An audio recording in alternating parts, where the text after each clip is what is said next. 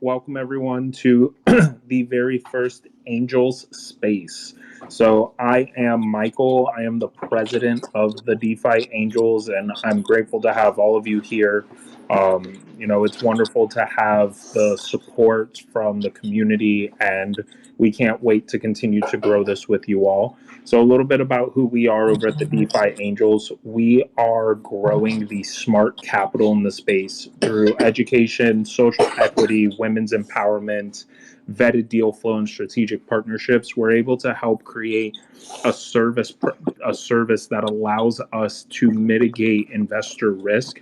So that way, novice and experienced investors alike can have the opportunity to really put their money in a project and it ultimately be up to the community and the project that they're creating. So I'm very blessed to have all of you here and have everyone take part in here. I see Anthony's in here. Shout out to Tribex. Shout out to Serenity Token as well. So it's great to have everyone in here. So I'm going to give an introduction to who our speakers are going to be tonight and our hosts. So we have Susie. Susie, she's a lighthearted individual. She really commits herself to making sure people are comfortable in their own skin with everything that they're creating. So she's going to be participating. She's really a rock star in this space. She's very active in the Angels community. She has a very strong, powerful, intellectual voice. She's not only a wife, but she's also a mother, and she, from balancing her family life to balancing her crypto life, she's really helps create almost like that role model aspect for investors here. And then Justin, I've known Justin for a while now. We've been in and out of a lot of different projects. I'm glad to have him here with the Angels. And Justin, he's very intelligent in the way that he moves. He makes sure that he's informed as much as he can. When he's passionate and he's passionate about crypto, he makes it a point to make sure that he's giving his all. So you guys are here with a very unique set of individuals that have some wonderful content to share for y'all. And massive shout out to Hay Fever, one of our partners as well. We've got some big names, big places in the space. Y'all look wonderful. And with that, I'll step down and let them take a hold of it. Thanks, Michael, for I'll the be unique as well. Mike. Yeah, that was a very generous introduction. It was. So it looks like we've got a good amount of people in the room. So I really, this makes me very, very excited. Welcome everybody to DeFi Angels' first ever official Twitter space. Woo-hoo! Yay! I know, I wish I had one of those machines with the buttons so I could press like the crowd cheering. Clap hands! Get some laugh tracks going.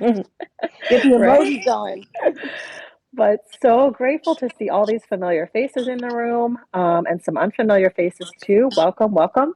We want to make this an organic, informal conversation. Please feel free to raise your hand whenever you want to speak or if you have questions. If you aren't speaking, please mute yourself though so that we can minimize background noise. And we are recording this, just so everybody is aware. So for our first space, we thought it was only right to have, an introductory, informative kind of educational conversation, going through what we've all been experiencing over the last couple of years in the crypto space in blockchain. So Justin's going to kind of lead us through some bullet points to start off conversations. And like I said, this is informal. So if we diverge, that's okay. We can always come back. But I think, we're going to go back a couple of years. Let's start 2020, quarantine, COVID, dun, dun, dun. Such a weird year. It was a super weird year. So let's get started in that year, kind of with where crypto was, where blockchain was, and how did all of this start at that point? Well, it's interesting to think like how far we've come and like the direction that the space is actually going. And to just kind of give everyone a little background about myself, 2020, I wasn't even in cryptocurrency. I wouldn't say I really got into it until the beginning of 2021. That's when I kind of really started following it. But I owe my interest in that to kind of how quarantine, like the effect quarantine had on us. Because as soon as COVID started in 2020, we had that really big crash in the stock market, and you could see like Bitcoin and stuff crash with it. And it was a unique period because we were just getting into the next halving cycle for Bitcoin. So everyone was kind of revving up, hoping to get into like this new bull cycle. And then we had that crash. So a lot of people actually looked at it as kind of the big opportunity. I know personally myself, I started like looking at stocks and stuff because my ex-girlfriend's parents kept telling us to buy Disney stocks. I think Disney dropped down to like $30 a share or something like that, which was like crazy. And they had all this new stuff coming out. But Robinhood's what gave me the exposure to that because it was so easy to use. You had other stuff out there like TD Ameritrade, and Webull wasn't big at the time, but all of those apps and whatnot, those were pay. You had to pay to use those. But Robinhood was unique in that it was free and it was such an easy to use interface. In which I know everybody hates Robinhood. I absolutely do now because of the silly things they did, which we'll be talking about shortly here in a minute. But that was my first exposure to cryptocurrencies was Robinhood because they had Bitcoin and Ethereum on there. So can I ask you a question? Since Yeah. some of us have some crypto knowledge, some of us have a lot of crypto knowledge, and I think there are a lot of people that are new to the space or who will be listening to the recording at a later point. So you mentioned the Bitcoin halving cycle. Can you talk a little bit about what that is? Yeah, absolutely. Bitcoin is unique, and I'm sure everybody knows like Bitcoin is deflationary. There's a set supply amount of 21 million. Every 4 years, when miners are mining Bitcoin, every 4 years, they're called a halving cycle. How many Bitcoin can get like minted or created or brought into the ecosystem, it gets cut in half. And so when these halving cycles happen, I wish I had like charts and stuff I could show you guys. When these halving cycles happen, the price typically it drives up because people see that there's a cut in supply, so more people will get into it, and it kind of what brings all that attention around cryptocurrency as a whole. And the entire market has kind of been running around that since it started. And the last big one was in 2016. 2016 was huge for the halving cycle. Once 2017 hit and the halving cycle was like, the hype kind of died down, all of cryptocurrency kind of crashed with it. And that's kind of why I wanted to start doing these spaces, because the market we have this time around is completely different. So in 2020, when we had the halving cycle cut in half, I can't remember how many Bitcoin is currently being minted per completed block of transactions. I think it's 6 or it's 4. Someone can correct me if need be. But we got someone that wants to speak. 6.25. 6.25. Thank you. As of right now. Mm-hmm. Did you see that on Google, or did you know that? I will plead the fifth. Perfect. I appreciate the honesty because I didn't know either. But yeah, that's kind of the basis of what a halving cycle is. It just helps keep Bitcoin deflationary, and the market usually runs on the cycle. But the market as a whole is kind of shifting, and cryptocurrency is kind of separating from Bitcoin and stuff. And we're kind of starting to get into a new age where everything, all these new products that are coming up, they're kind of starting to run on their own, and you can still see they're affected when like Ethereum and Bitcoin crash and stuff. But everything else holds up a lot better than it did before. But anyway, yeah, that's kind of when I started getting into cryptocurrencies was, or when they caught my attention, I should say, was in 2020. And then we had something interesting happen in 2021. I think cryptocurrency started turning into this thing where we do it to kind of stick it to the normalized system that we have already. And I think something that actually brought like brought a lot of attention to that was everyone knows like what happened with GameStop and AMC. If you don't know what the short squeeze was, you might not have been paying attention to the world at the time, but early 2021 in January, GameStop stock went from like, I think it was like $30, and it got all the way up like into the 400s, and like tons of people made tons of money just by holding that because what the hell was his name? There was someone. It was someone in Wall Street Bets. Oh wait, his name was Deep Fucking Value. I mean Fudging Value. This is recorded. My mom's not listening. He kind of started calling it out. And so when people actually started buying into it, he noticed that this big, I can't remember the actual name of the venture capitalist fund, but they actually were shorting the hell out of it. When I mean shorting, they were basically betting that the price of the stock was going to go down. So when everyone started buying it, it squeezed upwards, and these companies they had to or these venture capitalist funds, they had to pay out tons of money to buy these stocks back. But that's gonna be a conversation for another time. I do Well, see. and he eventually ended up in court. Was he in court? I remember Yeah, seeing he him was served on. with a lawsuit in, I want to say, early 2021. It wasn't too long after, because he apparently had misrepresented himself as like not a professional investor. Mm-hmm. And so, I think the accusations were basically that he, because he was inflating the price artificially and profiting from it, that, that was illegal. So Well, it was ironic because they were trying to pin it like on him and retail investors, like manipulating the stock market, when like he was kind of just doing like almost the same thing that these other funds were doing too. So it was a lot of double back and forths, very hypocritical. Yeah, well, and I think part of the reason why all of that made news was because of, Robin Hood's response, shutting everybody's accounts down, halting trading. I think that's what really, that's kind of what, at least for me, because I mean, I can tell you that's when I started becoming more interested in stocks and investing in financial markets, is, this kind of rebel movement against, traditional institutions, traditional investing, and kind of seeing the potential power that ordinary people could have. Yeah, that's kind of how I saw it too. It was like it literally was like trying to stick it to the man for like the system trying to control us and yada yada, and that's kind of how people went about it. And it led to a very dangerous era in crypto, just because people started jumping in and not really knowing why they were buying these projects and stuff though. I do see a few people requesting to speak, though. I'm going to add you guys as speakers now if you have any comments. I see Timbari, hope I'm not saying your name wrong, and Ahmad wants to speak as well. I'm going to add you folks in quick. But feel free to add anything if you'd like. Two things I just wanted to say.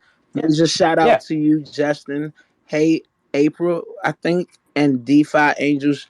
Big shout out to you guys for making this change, for actually bringing a way of, one, resource, second, integrity, and then third of all, accountability right in the space. So I definitely respect that.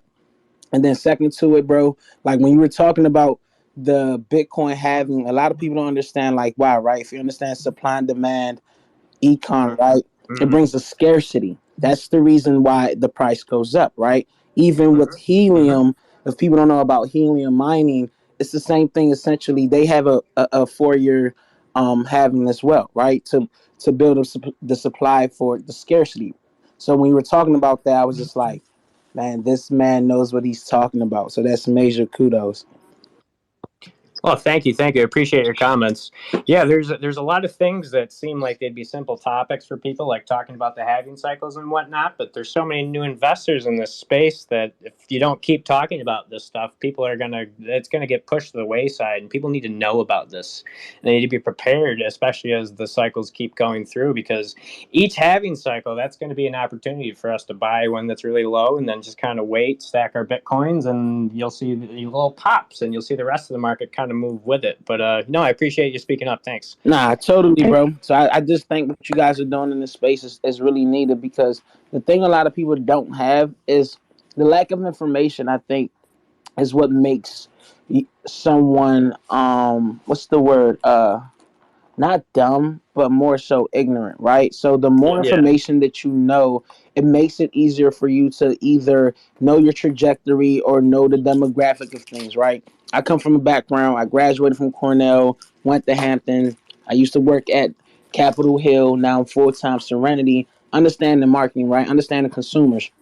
So of course, if a bunch of consumer go to a demographic, or say they go to this market that appeals more, but don't understand the aspect that comes with it being volatile, like understanding what candlesticks are, understanding what consolidation, understand just the abbreviation and the verbiage in this market is what's going to help you be that better investor or that long time longevity or short term longevity, right? It helps you leverage out what you need to know, how you need to come in.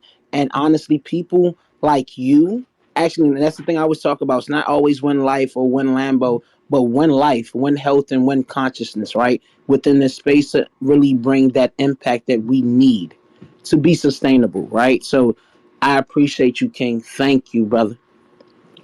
Thanks. That was And very well spoken.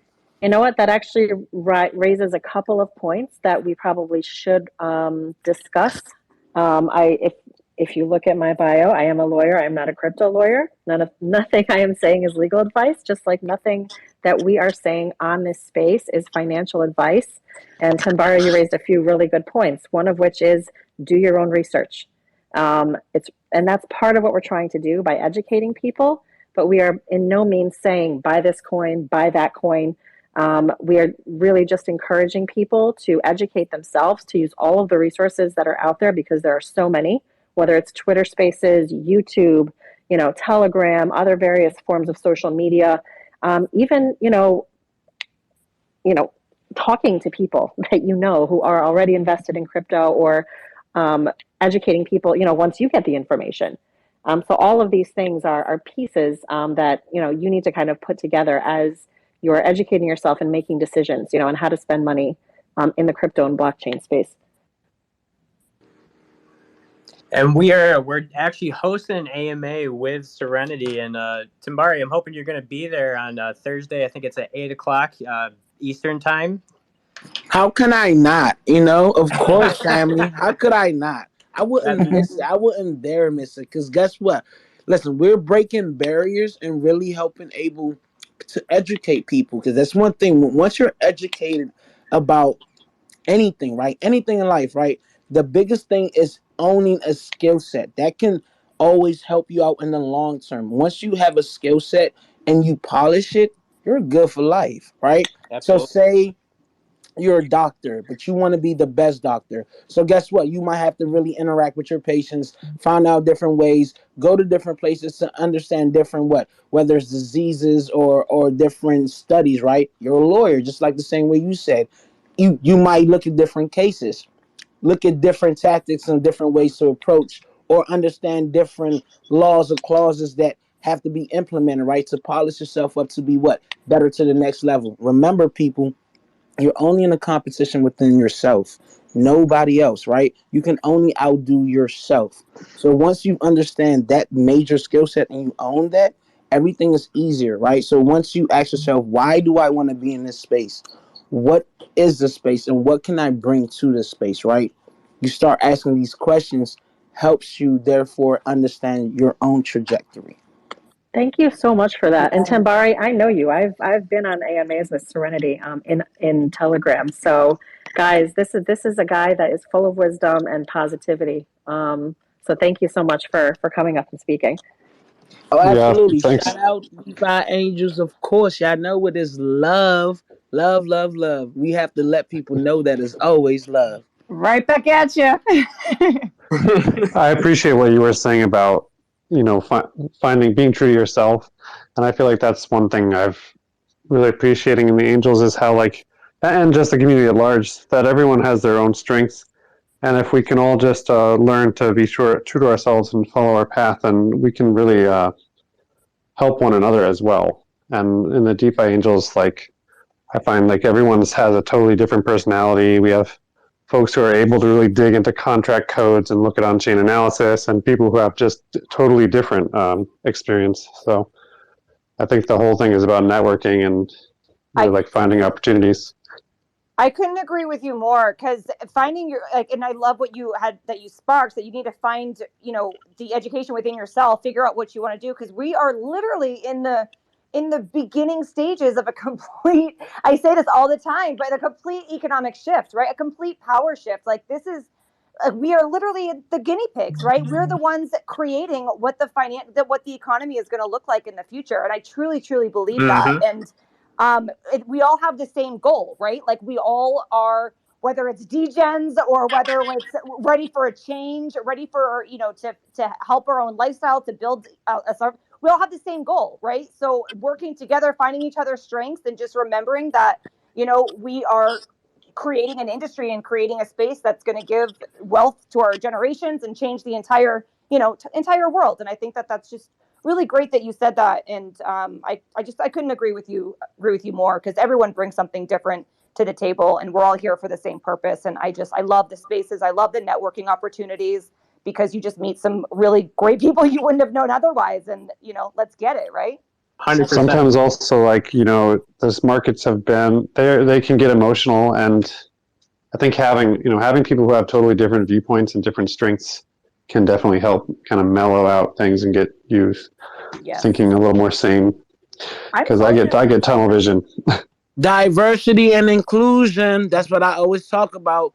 Let's break it out. Diversity and inclusion, people. Yes, indeed. Hell yeah.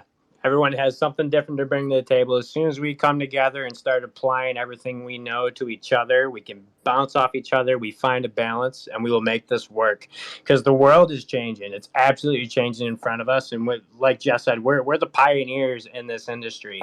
And whoever gets it together, whatever group of people, whatever team, no matter who you are, whoever comes together and figures it out and perfects it before the rest, we're the ones that are going to be able to shape the world. And we can do it in a positive way that benefits everyone. Unlike there's a lot of people out there that want to do things maliciously. That was so hard. Generation DeFi. We're all together. We're all in the same. Right. I just want to come in, guys, and say that, first of all, I'm really, really glad that you guys are on Twitter Spaces, because there's a lot of people that are like looking for like ideas and advice and getting into DeFi. And you're completely right that DeFi is such a big growing space with a lot of innovation and a lot of potential. So yeah, I just want to kind of say that I'm really enjoying listening into you guys, and how important it is that what community that you formed is so necessary. Like, it's such a necessary thing. Now I want to see this, every night when I go on the internet or on Twitter. I want to see these types of spaces, and you guys, I hope this is going to be a regular thing now. This is. We're planning on Monday. doing this weekly. So tune in every Monday night at 9 p.m. Awesome. I just have to say something to Jess. I love your spirit and I love your enthusiasm. Go. I am giving you a high five. You go. Straight up. That's one. And second to it. Hell yeah. I'm just, because I second that. I second that. I did owe that, right? And this is the thing what people have to understand. It doesn't matter. Look, the dollar doesn't have any life. It doesn't give you any substance, right? The dollar is not an asset. You've never had any, like, even with, okay, gold has a scarcity, so cool, it has its own compound. But the dollar in itself, when we think about the dollar, have you ever seen the dollar bring a group of people for a main cause? No, really haven't. All right. So think about this, right? For people to want to invest in a project that has a meaning, has a substance, has a core value, and people standing behind it, it's a whole different ecosystem, right? Because now these people are being held accountable for what they're putting out there. And now, not only that, it creates a long-term generational wealth, just like you said, and I totally agree with this, right? And I have to tell people this. Everyone comes to me every day. I'm the marketing director in Serenity. When marketing, when this and when that, right? But I told people, and I had a conversation with someone, I said, well, guess what? The team, Serenity, sponsored the AAU team, right? Which one was one of the biggest things I could ever have done. I grew up in Washington, D.C. I played football. I know what it takes and what it means to have someone care about you, to want to sponsor you and make sure that your jerseys, your equipment, and everything is good. My nephew plays for that team. He asked me, he said, Uncle Barry, what's cryptocurrency? Can I do what you're doing? I said, of course, you can be as great as you want to and want to think about generational wealth. He said, I want to learn about Serenity. This young man is 6 years old. So if you guys want to ask about use case, how can it be impactful? That's how. Because it's not about us who want the instant gratification. It's about the future and how are they going to be able to use what we're talking about now and for it to coexist, right? Think about this. Life is about time and value. the things that you value the most. That's what gives you life and substance. Not about the gratuity. You can get a Lambo, Ferrari, certain things that are materialistic. You can get it any day, but time, your family, the loved ones, life, things that are intangible. That's what means more. 100%. And what you're talking about is what it really means to be wealthy. Because when you say wealthy, the first thing people think of are dollar signs and whatnot and money. That's not what wealth is. Wealth is about having that freedom to live the life you want to live, to chase happiness. It comes in many different forms, but it's not about the money factor. And I think everyone gets into the crypto space initially because there's that, not a promise, but there's that opportunity to actually attain a different type of freedom that our generation has been growing up without the idea of thinking, oh, we probably can't achieve this someday. Just because the how the system works and how we're raised and whatnot, we're supposed to fall into this construct that society's built for us, and we're not supposed to be able to spread our wings. We shouldn't be able to take these risks that may lead to something better for ourselves. But now there's an opportunity that's arising, and people with similar thoughts and feelings, we're coming together over this thing called the internet, and we're communicating, and we're getting together and making this happen. And cryptocurrencies and blockchain technology as a whole, that's really what's given us this opportunity to try to achieve this. But it always starts with people. The more people you have, the same idea that can come together, that's when things really start to move. And there's a lot of inspiration in this room. Tambari, if I could have you just do a motivational quote in the morning for me each day, I would absolutely wake up to you as my alarm clock. This is some nice hype stuff right here. He does that. He does do that. I'm okay with it. I That's do. awesome. I do that every day. He I make does. videos, I have seen the inspirational on videos. Telegram every day. I push myself and I push others. This is real life. Anybody that knows me, 150. Listen, I've seen so many people. I go from a background where people don't have the ability or the time, even the opportunity to say so. My mother had a cloth when she brought me here to the States. I grew up in Washington, D.C., went to Hampton, also Cornell. I know what it means to struggle and to be without. I also know what it means to be around a lot of successful people and ambitious people. And one of the main things I've gained throughout my time and experience, whether it's working in a hotel or Capitol Hill, it's time and value and substance. It's the core meaning of life. Money and all these things are cool to have. It looks good, but hey, it's going to be another Lambo the next day. Hey, it's going to be another big house the next day. But what's your purpose? Your what and why? That's the only reason you're here. Because there's two things that's guaranteed: birth and death. So in between, you have to chase that what and why. Because that's what people are going to talk about. They're not going to talk about your Lambo because there's going to be another one. Sorry, guys. Sorry to tease you about one Lambo and one Bugatti. No disrespect. I got to be real. You know, Awesome. that's kind of the beauty of crypto, though, right? I mean, I was looking some data up, and something like 55% of the people that are currently invested in crypto have invested in the last year. You know, and I can say for myself, that's certainly the case. I mean, I'm going on my year of investing into Shiba, which is so fun for me because now it can be long-term capital gains. But you know, it's such a short period of time, and it has changed my life. Changed my life. You know, and I have, you know, we all have stories. We all have stories, and we all have a reason for being here. And I think there's, you know, a little degen in many of us, a little rebel in many of us, and that's why we've kind of been drawn to this space. But just bringing us back to some of what we were talking about, 2021 was really kind of, to me, kind of a banner year for crypto, right? It was 2021 was just a roller coaster for crypto, and you're absolutely right. There's the whole space is just full of new investors, and 2021 was, I think, a huge learning experience for all these new investors, including myself, who made a lot of money and then immediately lost all that money to all these new projects trying to take it. Me too.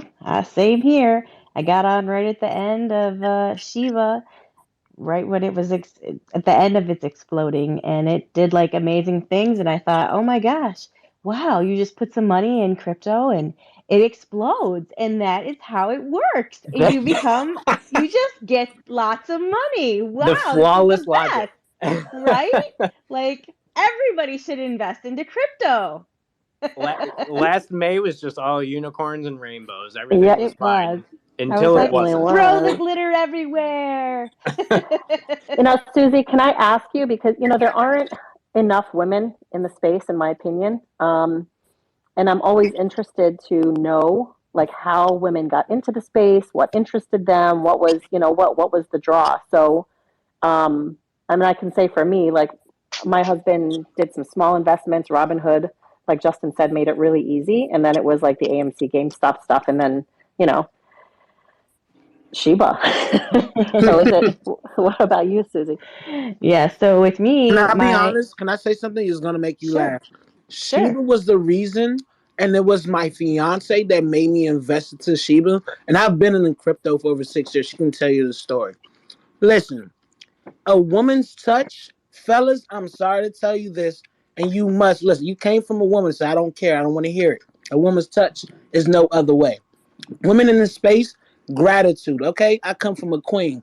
The queens that are in this space know what they're doing. They bring emotion with all the confusion and the rug pull and the utter mess that's within the shenanigans. Okay, guys. So understand this: the same way in the world, how women make the ecosystem go around. It's the same way in crypto, guys. You get what I'm saying? And that's the reason. Hence, we have a female artist who does dope work, and we're definitely for the women in here. But I'm sorry, I'm going back. Mute me. Bye. No, you are awesome. You are not No, getting muted, my friend. You will stay right no. there. Yeah, exactly. I mean, I have to, I'll do a little plug for our women's investment network, our WIN group. The men that try to get into our group, it's amazing. It's astounding that they get in because they hear about all the great coins that we get into and they want to get in. So we have to be very we have to police it and make sure like, are you a guy? Because we want to help the women that are new into the space because it's so male dominated, which is it's fine, but we want to help any new lady that's getting into to learn how to use their wallets and just learn how to invest because it can be intimidating for some women.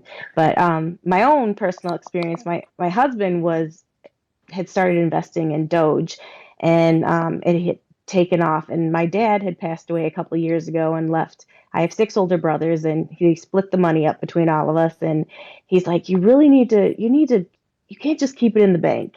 And he did really good with Shiba. And so I was like, okay, I'll put $5,000 in. And, it exploded. And I got hooked. I'm full degen. And then, yeah, I met the angels and they taught me a really awesome, safe ways to invest. And just, I fell in love with the DeFi angels. That's why I'm here. That's why I, want to be a part of them and do whatever I can to help others to invest safely because it's not, unfortunately, all unicorns and glitter and rainbows. So if I can help somebody to invest correctly, then I want to. Which I think. And Oh, go ahead. no, I was just going to say the people that I've met in this space are unlike any other people I've known in my entire life. I mean, just the support in the community, how much everybody wants to help each other, how much everybody wants each other to succeed. I mean, when it comes to money, it could get really, really ugly. And not that it doesn't. It does. I mean, there's a fair share of nastiness and scams and rugs and all of that, which we can discuss. But at the end of the day, like the most genuine people, some of the most genuine people I've met in my life, and some of like my current best friends that I talk to on a daily basis. I mean, Susie knows, like we're all there Yeah. together every single day. Ditto. 3 a.m. Like we're on voice chat sometimes, just like Mm-hmm. degenning it up. And it just seems so weird to get along with like strangers so easily, like people you can't really see, you only know from like a common interest. But like it's like my Discord servers, like the groups that I've joined, like everyone feels more of like a family to me in there than like in real life. Like you meet real friends along the way, and it all starts with that one interest. And like for DeFi Angels specifically, like what I love about this group is we're all in it for the same reason. We jumped into crypto and we were burned by crypto by people that led us in the past for things, and now we're just looking for a way to take all the mistakes that we made. We want to try and help these new investors stray away from it, and it's all about networking. And you see the amazing people we have in here as well.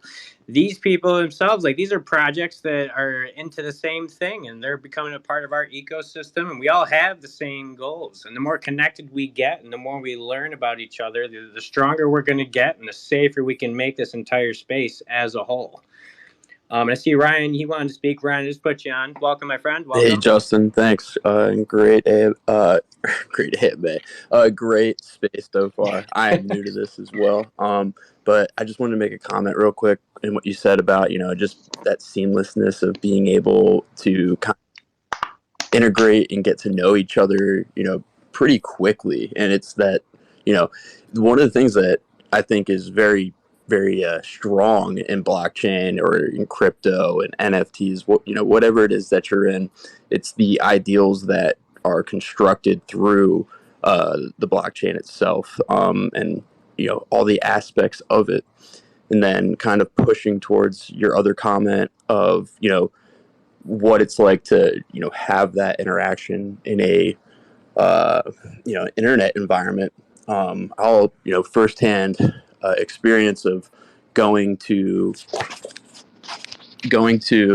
the actual conference with Michael and Taylor back in January down to the North American Bitcoin conference, and it was just a completely different experience to get to know, from being where I come from, working in the physical world for most of my life. It was something.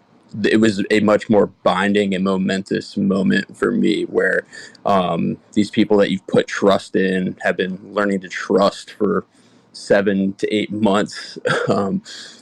Generally, trust is very important to myself. So, going along those lines, just to kind of cement that and to be the people that we said we were. I mean, I haven't really even said anything to Michael and Taylor, but they did a lot to help me get out of my own interpersonal shell of, what was, I would always hold back to not be so trusting. But at, just seeing that and that, like glimmer of hope or that spotlight in a very dark world, I think it's very powerful. And speaks to why we're all here tonight. And I just wanted to make that little comment, and I will go back to listening. Thanks. That was beautifully said. And Man, actually, it somebody kind of, give that man a Lambo. I yeah. know. Ryan, listen. I Me. think Ryan said the key word right there, guys. That's it, guys. I think finally, you finally gave me what I was looking for. That's it. Trust. The reason decentralization is different from centralization, you have to give this unknown trust to banks, right? It's because it's what's known. It's traditional. You don't really know. You don't really know these guys. You don't know what their mission state. You don't know what their clauses are. You don't really know or know who they are from the background. But you said the key word. My brother, Ryan, I trust you. You know why I trust you? Because I heard the conviction within your voice.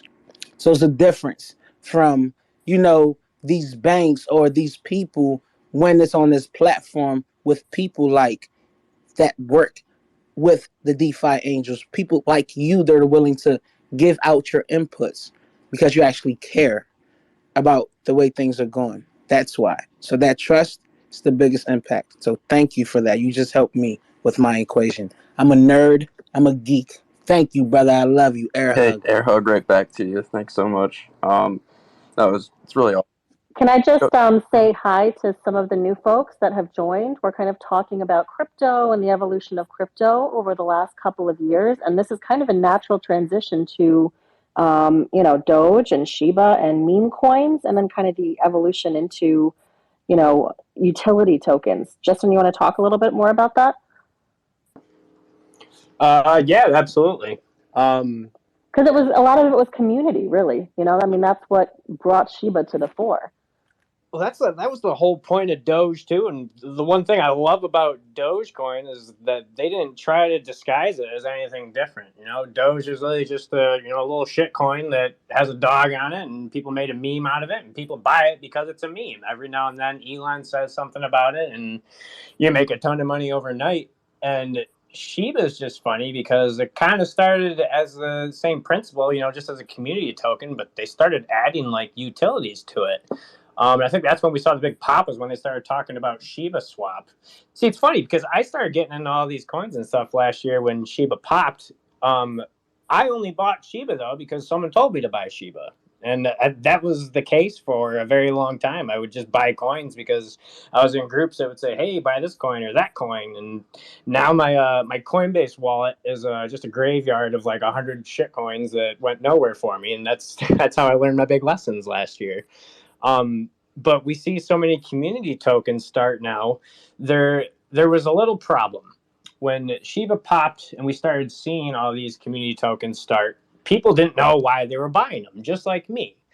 And then you start asking yourself. I still have friends come up to me like, "Why do you buy a cryptocurrency? You can't spend it." I hate when people say that. You can't spend it anywhere. I'm not buying these coins so I can spend them. All right, fella. I tell people the same thing. I kind of lead them back with the same question. Well, why would you buy a cryptocurrency? And they'll say, "Oh, because I want to make some money." That's why I want to make money. And so when people kind of sat back, they started thinking about it. When you buy a coin to make money, that coin has to generate income somehow. And that was a new concept for a ton of investors this past year. That's how the stock market works. You buy a stock, it goes up because you buy a stock in a company, but that company has a way to generate money. If you're buying a coin and the only way that coin increases in value is if you get more people to buy it, that's what a Ponzi scheme is. But everybody's afraid to say that P word in this space. But that's how you get burned, is when you don't address that stuff. And there's still a ton of coins going around like that. Community tokens are great. I love a good meme token. But for longevity purposes, if the only reason to buy it is to hold it and be a part of a community, you're going to get burned eventually if you never sell. So that's kind of how the last summer kind of started transitioning into people looking for all these utility tokens. And the type of utility token I absolutely hate that became super popular was reflection tokens. I was not a big fan of reflection tokens. And there's still tokens that give reflections, but now they're adding more purposes other than the reflections. It's like my stupid self. I'm like, "Oh, if I hold this token, I'll earn more tokens." Okay, well, that doesn't do anything. It's cyclical, and it doesn't go anywhere. But that's kind of my big beef with that. And so with all the burning that happened, I was kind of talking a bit about this earlier. All of us in DeFi Angels, we got burned. Now we want to save people from getting burned. We don't want people coming into the space with ignorance. We don't want to make our money off of other people making mistakes. We want to find legitimate projects. We want to give legit projects a platform, and we want everyone to know where the safety is. Where can you actually make money? And we're still getting a ton of new investors in. It's not as much as it was when the last halving cycle happened. I think we're actually starting to enter a point in the market where we're getting too many projects for all the investors that we have.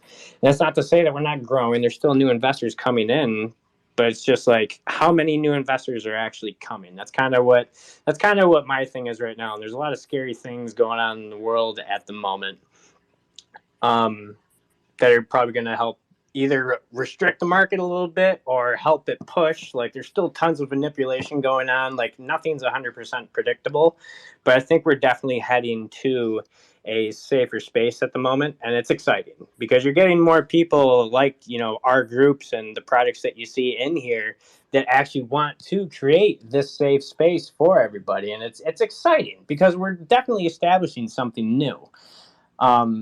And we all just want let me ask you, because you brought up the halving cycle again. And I know we talked offline about this, but in your opinion, where are we with the halving cycle? Because it doesn't seem like we're falling, under the same umbrella as how it's gone, with these 4-year cycles over the last couple of cycles. So I mean, this just kind of seems like a wild and crazy, like really wild west. Like nobody knows what's going to happen tomorrow. Yeah, it's getting a little harder to predict, and we're still attached to the halving cycle per se, but it's not like it was in 2017. We kind of touched on this a little bit earlier, but in 2017, it was a year after the halving cycle. Everything dumped when Bitcoin dumped, and tons of people lost money. Everyone knows what happened. And the difference in shift that you're seeing here is because these projects are starting with bigger followers, smarter investors. These projects are starting with purposes. Um, it's kind of separating itself from that a bit. So we had the halving cycle in 2020. Last year, 2021, hypothetically, would have been the year for the big dump. But what we've seen is, I know it's going to be weird to say stability, but we've seen some stability in the crypto market. It's still very volatile, and we still see those big, 30, 40% drops on things, but it's becoming a little more stable in the sense that investors are kind of holding their ground. And what I mean by that, like I'll use a real life example for the last month or so. In January, when like Bitcoin and Ethereum and stuff was dumping, I had a pretty hefty hay fever bag. I'm a little hay fever maxi. We can talk about that another time though. But I had a hefty hay fever bag, and so when I would see people out and about, and they'd say, "Oh, hey, did you lose all your money when Bitcoin crashed?" I tell them, "No, I didn't lose all my money because my projects are actual real projects where the investors take it seriously." So while everyone else was dumping their Bitcoin and their Ethereum because they were panicking, I'm holding on to my hay bag, and so is my hay gang. We're all hanging on as tight as we can. I think Justin, you touched on something that's extremely important, and I just would like to highlight. I didn't mean to interrupt you. No, you're fine. So, one of the things that the Angels are building, Justin's mentioning Hay Fever. So for those of you that don't know, Hay Fever is actually an official partner of the DeFi Angels. They're really working very hard on cornering the play to earn market in a very specific way, but we can get into that a different time. But my point that I'm making is that what we are building over at the Angels is going to allow for investors to have mitigated risk. It's not about having a place where you can guarantee somebody something, but it's about educating the community and finding projects that have a long-term vision and appropriate roadmap for that vision that are able to really create a long-term investment. Things will go up, things will go down, but really what we are working so diligently on is having a space where you can go see a portfolio, see the option to have projects that 6 months, a year, even 3 months sometimes, will provide you a sense of lower risk. Everything's risky. Everything could, like, for all we know, the internet could turn off tomorrow. But at the end of the day, people come to the Angels because what we are creating is an ecosystem that ensures that we are able to mitigate that risk. That's what everything is about, is what is your risk tolerance. There are people with a high risk tolerance and people with a low risk tolerance. If ultimately there is a place where you can go to spend your time and not only have an opportunity to invest safer and more intelligently, but you have a community that educates and can back you, now you build a family. We hear all the time, DeFi Angels is great because it's like a family. And that's because we're not like a family, we are a family. So everyone that enters into the family, they get integrated into the ecosystem. These projects that want to become companies. I mean, Serenity Token is an LLC. There's things that are set in place to have companies and projects alike to come to ensure that a bond is being built to strengthen DeFi as a whole. It's not about what we can do for DeFi or what DeFi can do for us. It's about what we can all do together to succeed. And it starts with the community, and it starts with finding a way to mitigate that risk. And that's a big pillar of what we're creating. One of the things I loved when I came into the Angels was that it was very clear from the way that AMAs were done and projects were vetted that not anybody can just get an AMA. right? I mean, there were plenty of projects and continue to be that come, want an AMA, want to have some conversations. And it's like, well, hold on, do you have a white paper? What are your plans? Do you have an LLC? Who's on your team? Like some of these basic questions that, there are a lot of people with a dream and don't really know how to go about it. And the angels, I have seen them counsel projects through those first initial stages when they really, again, like you have a dream, you really don't know where to get started, how to put it together, how to kind of legitimize it, and get it going. And to me, that's a really awesome way of handling it, as opposed to just like, yeah, let's just have an AMA and ask you some questions. And I am super thankful for our process and being able to try to weed that stuff out, because I don't want to be talking with anybody about projects that don't actually have a future. The pump and dumps don't have room here. I have an absolute hatred for pump and dumps because of how victimized the new investor community actually is with it. So we have a good thing going, and I'm very, very excited about it. I see Teddy hanging out. Teddy, you want to say some stuff, Mr. Bad Bears guy? What's going on? Hey guys, I just wanted to say, thanks for having me. Unfortunately, I have to dip out. I actually had dinner plans about 15 minutes ago, but I just been enjoying the conversation. I wanted to make sure that I at least popped on and said hi and say that I appreciate the conversation and yeah. Thank you so much for dropping in. We appreciate you. Absolutely.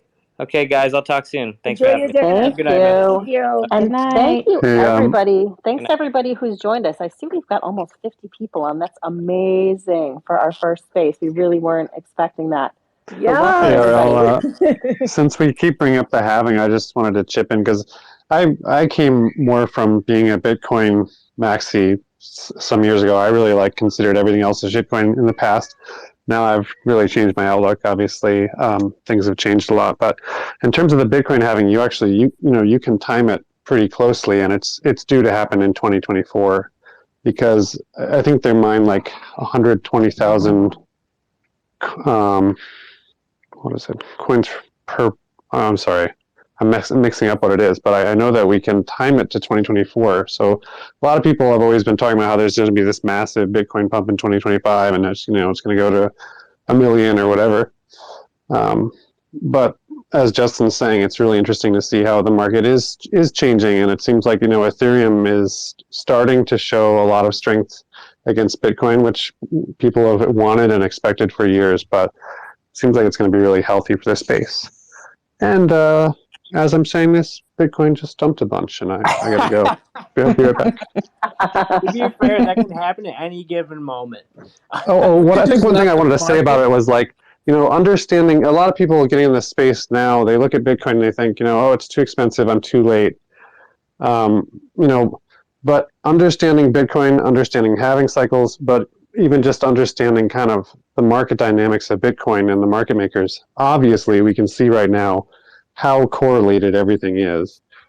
Smaller projects starting out, if they have strong communities, can withstand it, like hay fever.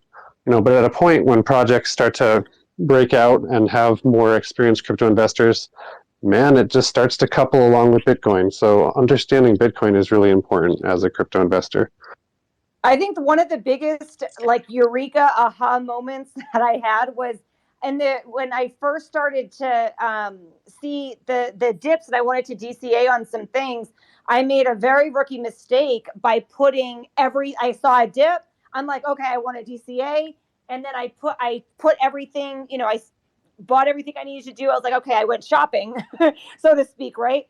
But I put everything out. And so when it dipped a little bit more, I didn't have that extra. And I think that was the biggest rookie mistake. And I'm like, I can't wait till next time where I can do it right. And that's when you see the markets crash or anything like that, always make sure you have, well, of course, don't ever invest in that you can't afford to lose, but always have a little extra cushion there in case it goes a little bit, more if you want to DCA more down. But yeah, that was a big rookie mistake that I made the first time. No, seriously, never spend it all.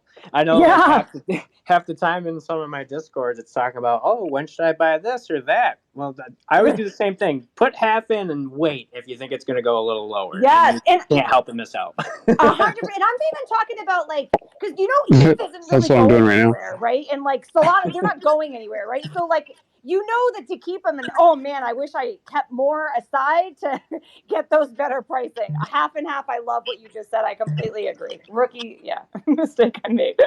Hey, So go Anthony. ahead. Someone's got a hand up. Yep. Yeah. I wanted to see. shout Yep. out to Anthony. I see you hanging out, brother. What's going on? Hey, how's it going, Justin? Good, good. Welcome, my friend. Thank you for hosting this space, guys. DeFi Angels, thank you for everything. The shout out. I don't think I had the pleasure to meet ARL before, but hi, Jessica. Hi, Michael. Have I, ARL? What's up, my dude? Hey, how's everything? So yeah, no, just to touch. Everything's going well. Continue on. I won't interrupt you. Go ahead. No problem. Just to touch base back on what you were saying as far as family goes. I had the pleasure to personally meet Michael and Ryan and his team in Miami. So I was like, it was kind of like family, like lost family, but like reunited again. And it was just so how impactful this community is, because it's like we've never met before, but we met through some acquaintances that were talking projects, and they're like, hey, you got to meet this person. And sure enough, we had the opportunity to personally meet in person, and it was just like we talked, I think, for almost like 2 hours, and we're just like, okay, well, this is like family talk. So yeah, I just want to kind of bring that back on to to the table. Sorry to pivot from away from from the conversation No, you you're guys were fine, my talking, friend. but yeah, I appreciate the family, and the back again to what Tambari was saying, the trust, because really we have to trust and align yourself with like-minded people, so you can continue. Because of course, this is not financial advice, and as ARL says, she's not a attorney here for for financial advice, but we just have to continue doing our own research, but also aligning ourselves with individuals that are in the crypto space, and just do whatever you feel is best, and just go with your gut instinct. And using tools and asking questions. And I again, thanks for all the folks that are here. I see a few new faces.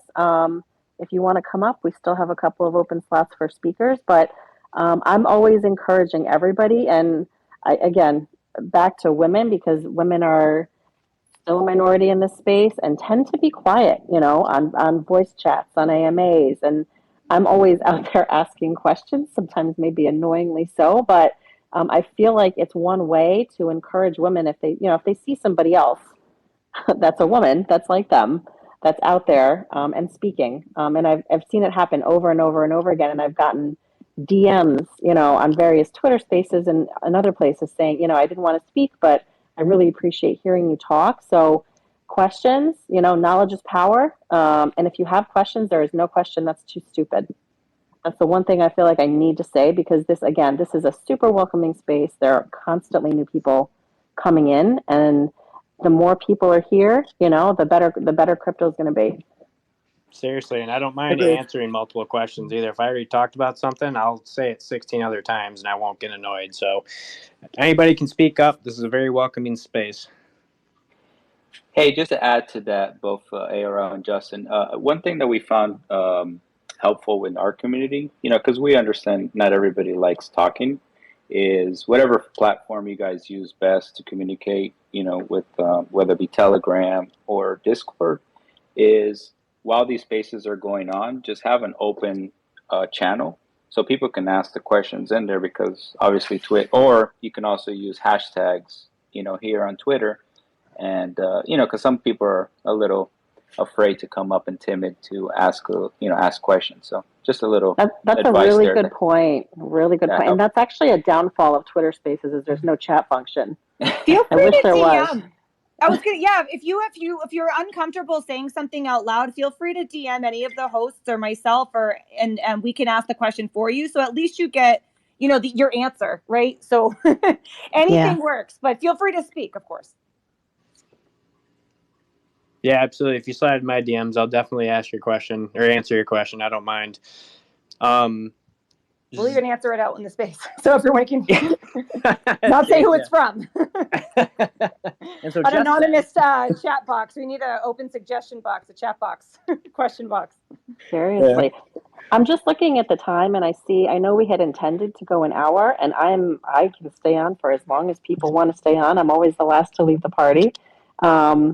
I know we had a bunch of other talking points, and Justin, I think we can keep going if you want, or we can pause, or I don't know if folks have other stuff they want to say, but I do want to say that as folks have been talking, a lot of the things that people have brought up, we have notes. I've been taking notes just about some possible additional topics for future Twitter spaces. We have a ton of things that we can get into in specific spaces, but I'll stick around. Anybody else that wants to stick around can as well. I'm also hanging out. This is kind of perfect for what we were hoping to accomplish here. We wanted everybody to kind of have a platform to be able to speak about just the space in general. But the more comfortable we all are with each other, this is great. This went very well tonight. I agree. You guys, great job. Yeah, I feel the same way. And I can talk about this forever. I swear, I'm closer with my crypto friends than I am with the one like my friends that if they aren't in crypto. I'm like, well, so you didn't see the ETH chart today? I don't know. I've gotten so close with all of everyone from our crypto and the DeFi Angels. It's just the whole community. I love it. So I could stay on forever. It's funny. There's a rule amongst my in real life friends is that I'm not allowed to talk about crypto, and people aren't allowed to ask me about it. Justin. Wait a second. I have the same rule. I'm glad I have people to relate to. I feel crazy. Yes.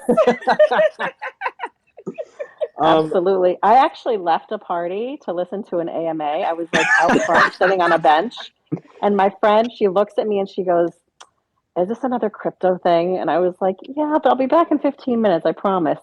That's me at work. I'm glad I'm not the only one. People look at me like, "Are you transforming?" We're building a generation here. Y'all just need to step back and let us do our thing. That's crazy. All right, I'm glad I know I'm not crazy. I wanted to shout out Jay. Jay came on as a speaker. Just want to say what up, Jay. Feel free to pop in and say some things if you'd like. Hey, Jay. Got Peter requesting to speak. Peter, I'm going to add you as a speaker now. Welcome to the space. Happy to have you. He's connecting. I'm going to keep saying things to you as you're connecting. Make it seem seamless. Fill in the blanks. What's up, Peter? Exactly. Hey, guys. How are you, man? Good. Yeah, it always takes me forever to connect. I'm part of the Everrise throng. I was in the AMA way back in the day as Brendan, if anyone remembers me. Hey. What's up? I came in because I can so relate to like real life things, like getting overlapped by crypto. Like I wanted to tell this story where like my niece was born. And she, like people were like, "Are you gonna go see her?" And I was like, "No, I can't. Guard from the Everrise team is doxing." And so the priorities. I feel that I'm deeply. like, can't you just wait like an hour? I'll be there. Like she's gonna be around, God willing, for 90 years. But Guard only doxes once. I love it. It's crazy. I'll be at work and like it's a normal thing because I'm a car salesman, so I have a lot of freedoms at work. But it's a very normal thing for me to just kind of be hanging out on my laptop, keeping up with stuff. And then when we do the AMAs, my boss will see me pace around outside with my AirPods in, and like he knows I'm not on a 2-hour phone call, but everyone's cool because I keep a good attitude. There you go. Yeah. Just give him some inside crypto. Be like, well, give him the highlights of the AMA. Maybe he'll let it. He'll encourage him. Give him some inside alpha. Maybe he'll be cool. Hashtag alpha. Yeah. I'm really bummed that Zaz's phone died because he was talking about Bitcoin, and I wanted to bring something up that he kind of introduced into.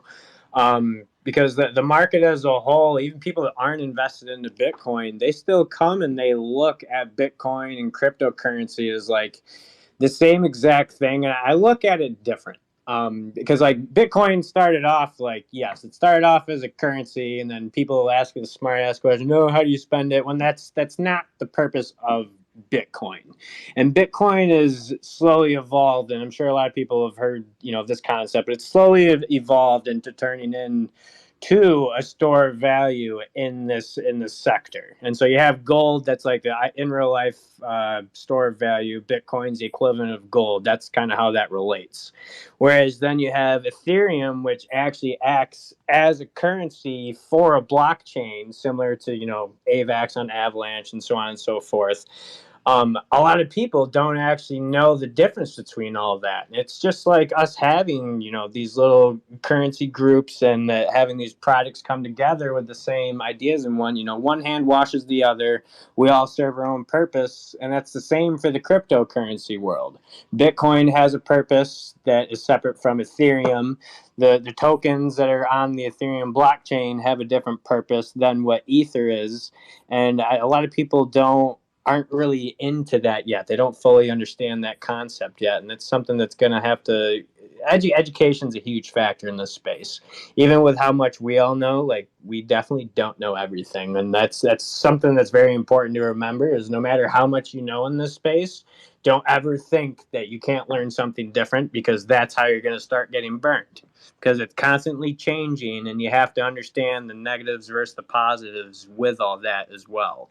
But it's also interesting to see how many of these projects are coming up with solutions to these real life problems, and even solutions that these other projects are having. But it's just interesting to see. I literally hate when people come up to me in real life and ask me, why, where can I spend my Bitcoin? That is not the purpose. Oh my goodness, Juicebox popped in. I see you, little Juicebox, hanging out. We had such a wide variety of people pop in and out tonight, and like A said earlier, like we had this whole agenda that we were going to kind of talk about. We're going to kind of dive into Web 1.0 versus 2.0 and how we're transitioning to 3.0. But the conversation's really just taking itself, and I'm super happy about it. That could be a whole separate space. The web 1, 2, 3 could be a whole separate space. Seriously. And I just wanted to also shout out to Kenza. I don't know if she's still in the room, but she sent me a DM. She couldn't speak because her kids are all about her. I completely relate. I actually put my 2-year-old down early just to get on here. But welcome. Thank you for joining. Shout out to everyone trying to make this work with the kiddos. I'm do not have kids myself, and I can't imagine how hard it would be to do what I do if I did have to chase rugrats around all the time.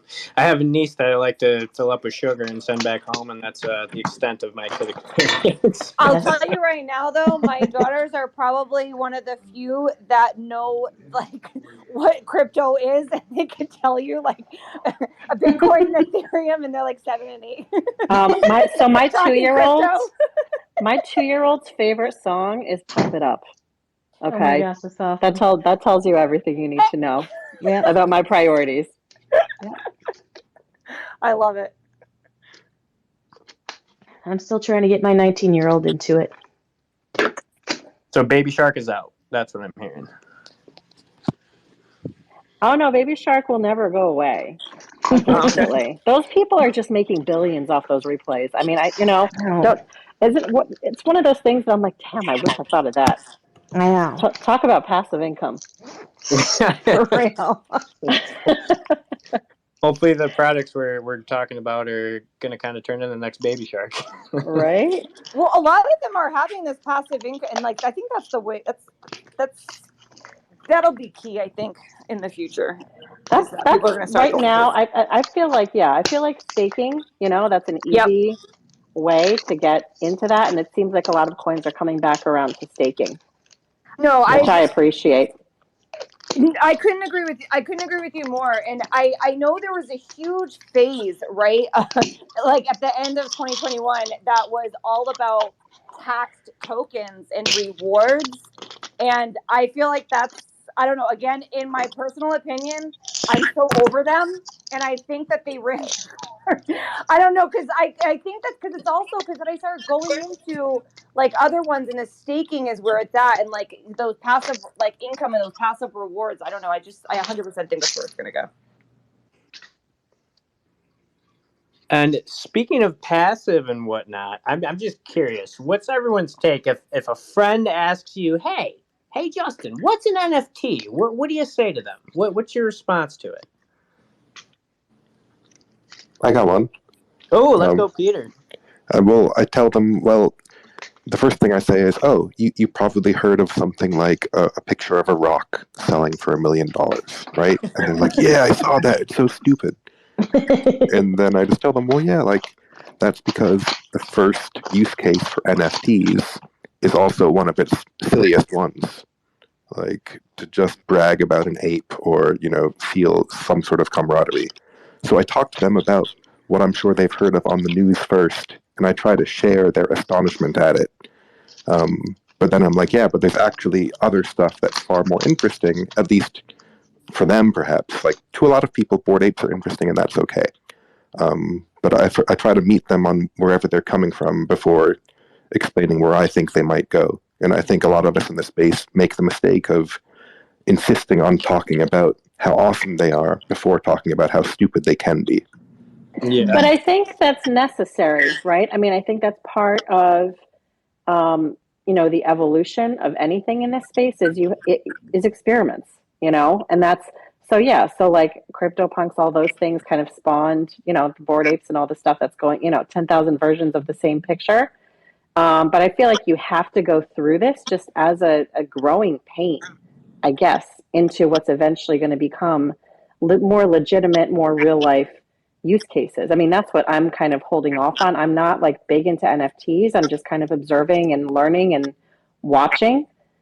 It's sometimes it's slow to evolve, but I feel like everything in a space is so quick that it's not going to be super long. I mean, we already saw that house, in Florida, as an NFT, and to me, like real estate, all of these kinds of more real world use cases. That's what's really interesting to me about the possibilities around NFTs. Yes. Real estate, I 100% agree, because I feel like it's proof of ownership, right? Like an NFT is just it's a digital certificate of proof of ownership, right? And then the real estate, and then sorry, I'm gonna keep going, or sorry, I'll let you keep going, but I'm nodding my head as you're as you're talking. Yeah, that's exactly. But it also creates a lot more questions than answers right now, which is why I feel like we have to get through all of this other stuff first, right? Because think about anything else in crypto, your seed phrase, like with something like a house, where do all those documents go? I mean, there are a lot of protections, a lot of things you have to consider to actually make it real and to make it usable in the real world. A lot of what ifs, and as a lawyer, that's like my approach to everything is what if, like worst case scenario, and at work, like when I'm training people that I manage, I'm like, okay, you get hit by a bus tomorrow, this is what I need. That's literally how we live, because that actually does happen. Yeah. And then Anthony, I saw you popping in and out. Yeah. You want to say something?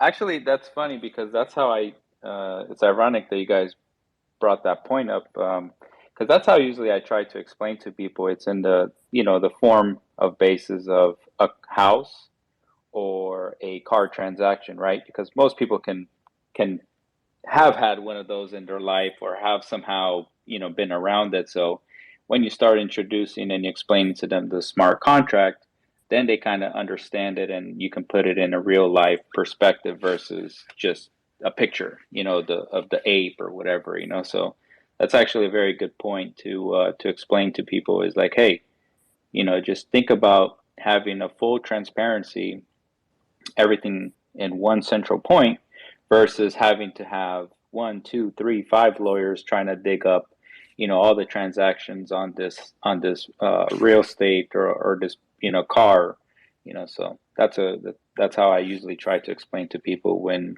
they're new to NFTs versus just the hype, of a monkey or something.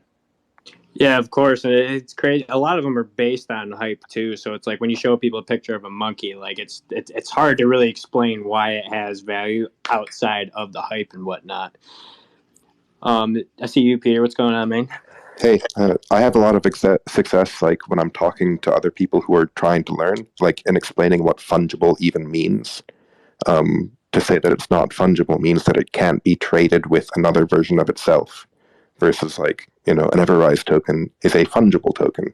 So even just getting the acronym out of the way is helpful to people that are trying to understand. Yeah, Ooh, I the word like that. fungible is always fun to try to address with people. I know. I always think mushroom for some reason. I have a lot of success with the baseball ticket analogy. Like some dude had a framed picture with like tickets to David Wells's perfect game, and I'm like, how do you know those tickets are real? And how will other people know? And he's like, well, I don't know. But if the Yankees had released an NFT ticket like for the game, it would be end of story. That's interesting, Peter, because that's another example I use too, is the Mark Cuban thing, right? With him trying to, and eventually it's going to happen. He's going to put all the Dallas Mavericks on, the tickets on an NFT, where it doesn't matter if he, if somebody scalps all 50, let's just say, I'm not sure how many Dallas, Maverick tickets are, but let's say if there's a supply of 50,000 tickets, and a scalper comes and buys 20,000, 30,000, and there's only 20, sold to the public. Well, guess what? Mr. Mark Cuban is going to make royalties on any time those tickets are sold, transferred, purchased. So that's another, point to just kind of explain, like, hey, look at the technology behind it, because it's gonna come, and guess who's going to benefit from it? It's going to be the manufacturers, like whether it be the fashion design, if it's the ticket owners, so that's another good point there, Peter. I'm thinking NFTs are one on our list of one of our next few Twitter spaces. What do you think? Definitely Yeah. going to have a whole separate space just to talk about that. I'm sure we'll get a lot of attention too with how many projects are in the ecosystem as well. Yeah. Yeah, Agree. NFTs, and I know we had metaverse on our list of things to talk about today, but I feel like that's a whole other hour long I do too. conversation Each in one, itself. right? Yeah, Like part Seriously. 2, 3, 4, many 5. You have a hours. series. Yeah, there needs to be a series. I know. And we got to Well, get David to It talk. is a series. Shameless plug every Monday night at 9 p.m. Come join Yeah. us. Exactly. Yeah. Because I know I got a lot of questions about the NFTs. Like, it's different. What you think, like, there's always a stage where you don't know enough to even ask a question. Then there's the stage where you think you know everything, and then there's the stage of that you know enough to know what you know and what you don't know. You know what I mean? I'm in that stage where I think I know what I don't know, but I need to be sure, because anything that you want to build or understand or educate, you got to know that those basics, right? Because then if you don't understand like the fundamentals, everything that you know from or learn from then on out is just based on an uneven foundation, right? So like if you don't know those very simple ABC answer questions and you're not 100% confirmed, like you're just getting it from hearsay of other people telling you, of just like random hype chats, right? So again, like what everyone was saying earlier, like just the angels, the do your own research, because that's the one thing that I realized myself, is that I started learning things, but then I was learning them from one person or a couple of people's perspective. And then when I started asking the whole angel community, or the Twitter spaces and all of that, I was like, wait a second. Now I understand that I don't know as much as I thought I knew. And I need to make sure I understand that part before I start adding on anything else, because that's how, the industry, what we're trying to do and everything, and what we're trying to do for ourselves will be stronger as the more we 100% really understand and not kind of think we understand. So I think that's a big growing part, is recognizing what you do and you don't know, and asking questions and being comfortable to do it. So you guys are really doing a great job on this space. I'm so glad I'm on it, and you're giving that platform for everybody to ask their questions and to network and to know that we're not alone and we're doing this together. And I love it. You guys are awesome. Thank you. I'm going to do a call for questions in case anybody has any. I know we're hitting the hour and a half mark. I see you, Kay. Thanks for joining. Oh, Kay popped in. Kay is our hostess with the mostest for everything else DeFi Angels. Yes, she's amazing. She's world renowned. The most famous person on Telegram, as I say. That's what she is. That's right. But if anybody else has any questions, we do have some speaker spots open. I'll give you folks a couple seconds here as we kind of wrap up. But I think we're talking NFTs and metaverse over the next few weeks, probably, right? Yeah, it Yeah. sounds pretty good Probably to gonna me. be the best course of action there. And it's funny. I was talking smack at the beginning of the space about not that many people having that hexagonal Twitter with their NFTs in it, and then Bunny came in and she's got one. It looks very nice, Bunny. Thank you for coming. Hold on. I know I have to look. I love bunnies. PSP, is that what they're called? Love your Yeah, picture. the PSPs. Yeah, Bunny, I hope you join us for all the NFT series that are about to come up. I know. We're gonna need she you will to be talk. muted. Yes. Mhm. Well, you don't have to talk now, though. No. No So pressure. I think we're winding. Thanks, Bunny. We Yeah. see you. I'm still missing my hundreds here, though. I'm still missing my hundreds. I know. Anyone else on here have hundreds on their version? No. Okay. I saw somebody with 100 earlier. I was jelly. I know. She's jelly. Like, how did you get it? I want them back. All right. Well, I think we're going to wrap up, guys. It's 10:33. We went an hour and a half. We had like almost 50 people in our first Twitter space. I that's am awesome. so happy. Woo! This was awesome. I'm super happy with how this went. Is Michael still doing? Is he still going to be doing Token Talk Tuesdays tomorrow, or Token Tuesday, Crypto Tuesday? Yeah, that's the plan so far. I'll make a post about it. Awesome. So we'll have that going as well. If everyone wants to come back in for more of the conversation. Hey, you guys Thank gather, you right? so Yep. much. Thank you, everyone. Mondays at 9:00. Let's go. Let's go. Woo! Bet. And if you haven't joined the Angels Telegram, please do so. It's t.me/what? DeFi Angel or Angels DeFi. Yep. Wait, yeah. DeFi Angels. DeFi Angels. Sorry, Well, our like I've Twitter typed it is so many Angels DeFi. times, I know it's DeFi Angels. No, I know. It's in the Twitter bio. The link is in the Twitter bio. So Yeah, or you can gotta do is click find it. on. Perfect. I think you can click on mine. It says, oh no, wait, that won't help you any. Never I know mind. I've got it. I've got it too. I've got the win, and I think I've got the regular DeFi Angels in mine too. So Yes, and all the listeners, everyone who didn't speak, and all speakers, to make sure to connect with each other and keep together. And let's see everyone back on next Monday. Next Monday. Thank you, everybody, for spending your night with us. We really appreciate it. Yeah. Thanks, everyone. No Have problem. a good night. Take care, guys. Good night. Good night. Good night. Bye now.